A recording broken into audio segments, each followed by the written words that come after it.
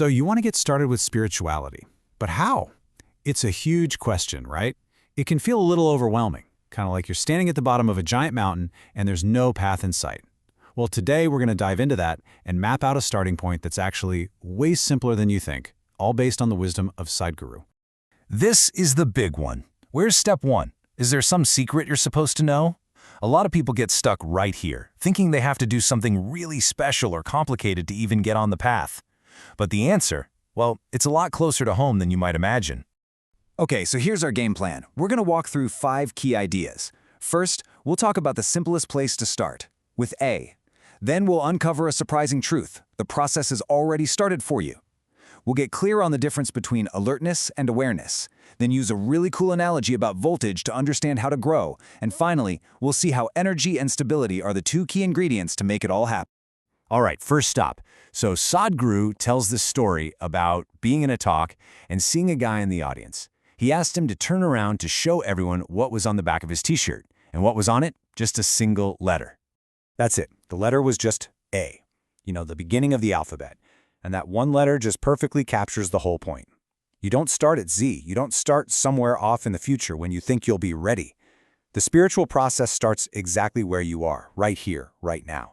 It is literally the only place you can start from. Now, this is where it gets really, really interesting. Because what if I told you that you don't actually have to start anything at all? This is a huge mind shift. Sadhguru says that the fundamental human longing to be more, that feeling inside that wants to grow, to expand, to experience life more fully, that is the spiritual process. It's already running inside you. The engine is on even if you haven't been paying attention to it. Think about all these things we chase. More money, more power, more love, more pleasure. We don't usually call these things spiritual, do we? But here's the thing. Sadhguru sees these as that exact same spiritual longing to expand. It's just happening unconsciously. It's pointed in directions that can't ever truly satisfy it. So it's still a spiritual process. It's just a little misguided. And that's the danger of having this powerful engine running unconsciously. It's exactly like trying to drive a car with your eyes shut. You could have the fastest, most amazing car in the world, but you're going to crash before you even get out of the parking lot. So the key isn't about starting the car. It's already on. The key is to open your eyes. It's about becoming more conscious. So if the goal is to become more conscious, what does that actually mean?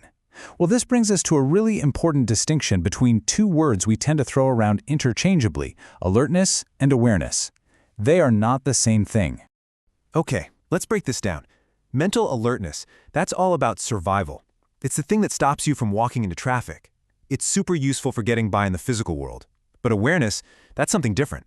It's not about doing anything, it's about being. It's that simple, basic knowing that you exist, that you are here. You see, you don't have to try to be aware, just like you don't have to try to exist. You just are. If someone is asleep and you poke them, their awareness comes back. But right now, you're awake. You just know you're here. That's the baseline.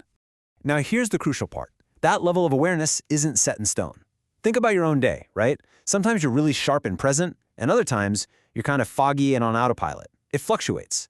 The whole point of a spiritual process is to intentionally crank up that dial, to heighten your awareness way beyond what's just needed for survival, so you start to see and experience so much more of life. Okay, so how in the world do you heighten your awareness? Let's use a really simple analogy. Instead of trying to work on awareness itself, which is super abstract, imagine it's a light bulb, and it's powered by your own personal energy. So when the voltage, your internal life energy, is low, what happens? The light is dim. Your perception is limited. You can only really see the basic stuff right in front of your face, just enough to get by. Life feels kind of small and narrow. But what happens when you crank up that voltage? The light becomes brilliant, totally bright, and suddenly you can see everything. Your perception just explodes and you become aware of all these subtle dimensions of life that you were completely blind to before. That's what it means to heighten your awareness. And this right here is the practical trick to the whole thing. Stop trying to be aware. You can't really force that. Instead, focus on the thing you can control, your own energy. Work on raising your internal voltage. When you do that, a brighter, higher awareness is just the natural result. But hold on, there is a catch. High voltage, high energy is powerful stuff, and if you don't manage it the right way, it can actually cause a lot of problems. And this brings us to the final and maybe the most important piece of this puzzle. Just think about a teenager. They are absolutely buzzing with energy, right? Way more than most adults. But that energy often gets them into all kinds of trouble because they don't have the stability or wisdom to handle it. It's the exact same thing here. If you just raise your energy without also building stability, you'll just end up getting yourself into bigger, more complicated messes. So, the actual practice becomes beautifully simple. Your job is basically two things. First, consciously do whatever you need to do to keep your energies high. And second, as that energy starts to rise, you have to make sure you stay stable, that you don't get tangled up or carried away by it. And this is the ultimate payoff. If you can manage just these two things, keeping your energy high and staying stable, the rest of it just happens. You don't have to go chase growth or hunt for enlightenment. Growth becomes this natural, effortless thing that happens all by itself once you create the right conditions inside you. So we started with a simple question: where do you begin?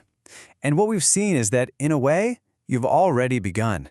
It's really just a matter of consciously taking charge of your own energy and stability. Which leaves us with one last big question to think about for yourself. In your life, right now, what is dimming your light?